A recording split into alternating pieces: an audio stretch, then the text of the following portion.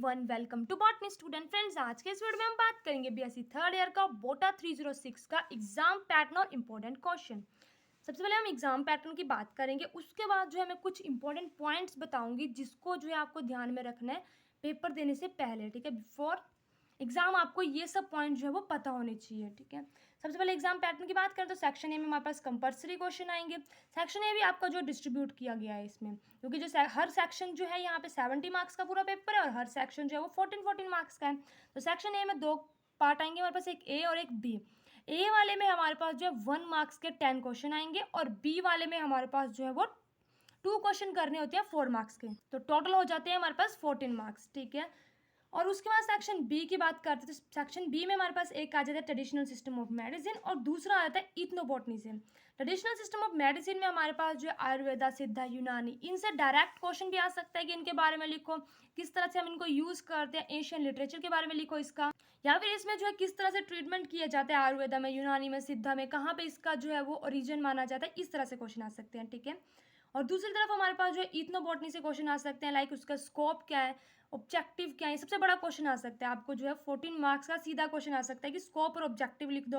और एक और इंपॉर्टेंट क्वेश्चन है जो है इथनोबॉटनी एज एन इंटरडिसिप्लिनरी साइंस, वो काफ़ी ज़्यादा इंपॉर्टेंट है। ठीक है, तो या तो आपको डायरेक्ट 14 मार्क्स का क्वेश्चन सीधा पूछ लेंगे आयुर्वेदा पे, यूनानी पे, सिद्धा पे, या फिर इथनोबॉटनी से भी डायरेक्ट 14 मार्क्स का क्वेश्चन आ सकता है। ठीक है, इन दोनों में आपके पास चॉइस है, या तो आप इनको अच्छे से करके जाइए या इथनोबॉटनी को अच्छे से करके जाइए। ठीक है, सेक्शन सी की बात करते तो इसमें हमारे पास जो है वो आ जाएंगे प्लांट्स यूज बाय ट्राइबल्स। यहाँ पे ट्राइबल्स वाला कॉन्सेप्ट को यहाँ पे ऐड कर दिया गया। ट्राइबल्स मीन्स कि इसमें हमारे पास आ जाएगा जो भी हमारे पास ट्राइब्स हैं, चाहे हिमाचल प्रदेश की आ सकती हैं, जम्मू कश्मीर की आ सकती हैं, या फिर इंडिया की ट्राइब्स के बारे में पूछा जा सकता है।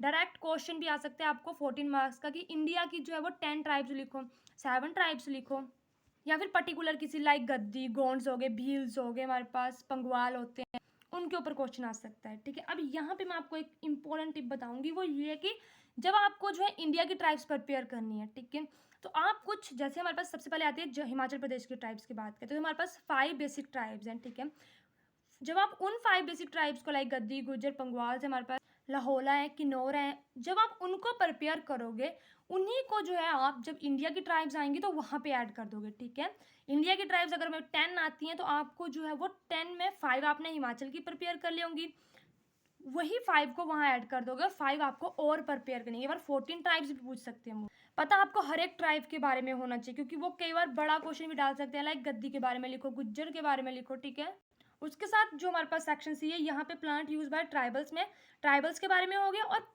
जो भी वो प्लांट्स को यूज़ करते हैं लेकिन अपने फूड में, अपने जो बिवरेजेस हैं उसमें, ठीक है, उनको कौन कौन से प्लांट है जिनको वो सैक्रेड प्लांट्स मान के उनकी पूजा करते हैं, उनके बारे में क्वेश्चन आता है यहाँ पे। ठीक है, या तो तोड़ तोड़ के मतलब डिस्ट्रीब्यूट कर करके क्वेश्चन आएगा, या फिर कंप्लीट क्वेश्चन भी आ सकता है।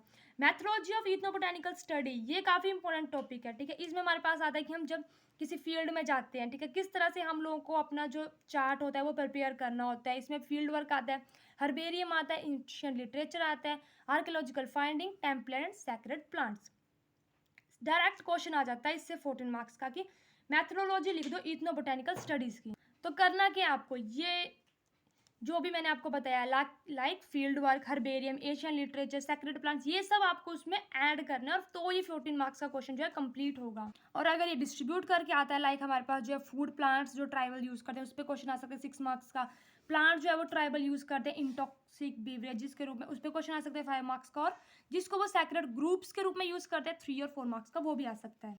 तो हमारे पास यहाँ पे भी चॉइस आती है, या तो आप प्लांट यूज बाय ट्राइबल्स कर लो या फिर मिथोलॉजी कर लो। अब बात करते हैं सेक्शन डी की, तो ये भी हमारे पास जो है 14 मार्क्स का आएगा, जिसमें हमारे पास एक ही जो यूनिट है वो है role of ethnobotany in modern medicine. इसमें हमारे पास जो है 2 सब यूनिट बोल सकते हैं, जिसमें हमारे पास जो है वो आते हैं इथनोबोटैनिकल यूजफुल प्लांट। कई बार जो है वो सीधा क्वेश्चन दे देते हैं 5 जो है इथनोबोटैनिकल यूजफुल प्लांट आपको करने होते हैं, और 5 ही जो है वो इथनोबॉटनी इन मॉडर्न मेडिसिन, जिससे हम जो है मॉडर्न मेडिसिन बनाते हैं, वो प्लांट करने होते हैं। तो यहाँ पे भी जो है वो या तो बड़ा क्वेश्चन आ जाएगा हमारे पास सीधा 14 मार्क्स का, या फिर जो है हमारे पास डिस्ट्रीब्यूट करके आ सकते हैं, लाइक कि हमारे पास जो है 5 इथनोबोटैनिकल यूजफुल प्लांट में से 3 यहाँ से यानी कि लाइक अजीरेक्टा इंडिका ले लेंगे, ऑस्मियम सैंप्टिमम ले लेंगे, दूसरी तरफ से वो विथेनिया ले लिया उन्होंने, रिवोल्फिया सर्बेटिना ले लिया, इंडिगो फेरा टिंक्टोनिया ले लिया, किसी को भी वो मिक्स करके भी ये डाल सकते हैं। तो ये पूरी की पूरी यूनिट जो है हमारे पास इंपॉर्टेंट है, इसका आपको कोई भी टॉपिक नहीं छोड़ना है। और एक और बात, जब आप किसी भी प्लांट की यूजफुल प्लांट के बारे में लिखो या फिर मॉडर्न मेडिसिन में उसका यूज़ लिखोगे तो आपको जो है उसको एक्सप्लेन करना आना चाहिए। मैं इसके ऊपर से सेपरेट वीडियो बना चुकी हूँ, हर एक प्लांट के ऊपर मैंने वीडियो बनाई है, तो आप वो भी देख सकते हैं। नहीं तो आपको क्या करना क्या है, यहाँ पे बेसिकली देखना है कि आपको प्लांट का नेम, उसके यूजेस, उसकी आयुर्वेदिक फॉर्मुलेशन, कहाँ कहाँ पे वो यूज़ होता है, इस तरह से आपको पॉइंट टू पॉइंट लिखते जाना है, क्योंकि ये स्किल का पेपर है और इसमें आपकी स्किल के ऊपर ध्यान दिया जाता है कि आपको किस चीज़ का कितना नॉलेज है। यहाँ पे बेसिक ये होता है कि आपको जो भी चीज़ें पता है वो आपको लिखनी होती हैं। क्वेश्चन यहाँ पे थोड़े से लंबे बनते हैं, ठीक है, और बेकार की चीज़ें लिखने से बिल्कुल बचना, ठीक है। ये नहीं कि ज़्यादा बड़ा क्वेश्चन लिख रहे हैं तो आप बेकार की चीज़ें लिख रहे हैं।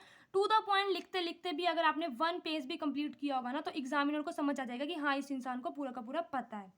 और सेक्शन ई की बात करेंगे तो इसमें हमारे पास आ जाता है role of ethnic group in conservation of plant genetic resources, किस तरह से वो बचा रहे हैं, like endanger, taxa, forest management आ जाती है। इसमें हमारे पास सबसे इंपॉर्टेंट है पार्टिसिपेटरी फॉरेस्ट मैनेजमेंट, किस तरह से जो लोग हैं, ट्राइबल पीपल है, वो अपनी बायोडाइवर्सिटी को बचाने के लिए उन्होंने क्या क्या स्टेप्स उठाए हैं।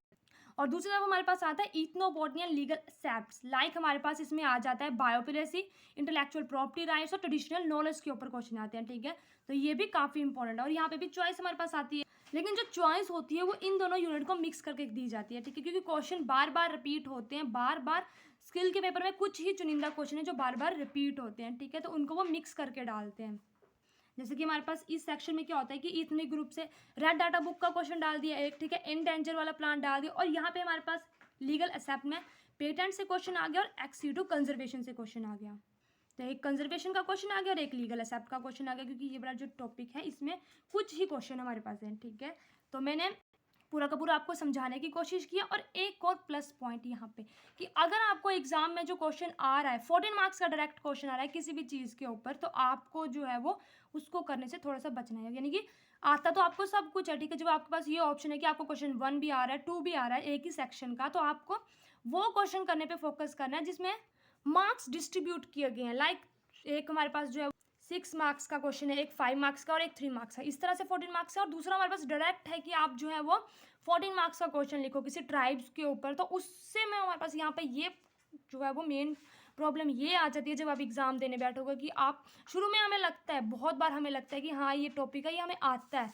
जब आप लिखने बैठते हो तो आपके पास इतना जो हमारे पास मटेरियल है वो पूरा ही नहीं हो पाता, ठीक है। आप इतना कुछ भी सोच लो, आपके दिमाग में उस टाइम पे 14 मार्क्स के लिए आप जो है वो रिक्वायरमेंट पूरी नहीं कर पाओगे। तो आपको बेसिकली क्या करना होता है, या तो आप पहले से जो है वो 5-10 बार किसी भी टॉपिक को लिख के उसकी प्रैक्टिस करके जाइए, ठीक है। लेकिन अगर आपके पास ऐसा आपने नहीं किया है तो उस टाइम पे आपको क्या करना है, जो डिस्ट्रीब्यूट करके क्वेश्चन आए होंगे, लाइक 7 मार्क्स के 2 क्वेश्चन आए हैं तो वो भी इनफ है, ठीक है, वो भी आप कर सकते हैं। थोड़ा थोड़ा जो है वो डिस्ट्रीब्यूट हो जाता है। और राइटिंग अच्छी रखिए और जितना भी हो उसे एक्सप्लेन कीजिए। स्किल का पेपर है, लाइक फ्लो चार्ट बनाइए, ठीक है, उससे आप जो है समझाने की कोशिश कीजिए एग्जामिनर को। ये थी हमारी आज की वीडियो। आई होप आपको मेरी वीडियो अच्छी लगी हो। अगर आपको मेरी वीडियो अच्छी लगी तो प्लीज़ मेरी वीडियो को लाइक करें। और अगर आपको इस वीडियो से रिलेटेड, इस जो हमारे पास ये पेपर है इससे रिलेटेड कोई भी टॉपिक चाहिए, तो मैंने जो है एक सेपरेट प्लेलिस्ट बनाई है इथनोबॉटनी से, उसमें मैंने सारे के सारे टॉपिक्स जो है वो अपलोड किए हैं। अगर आपको कुछ समझ नहीं आ रहा है तो आप वहाँ से भी देख सकते हैं। Thank you.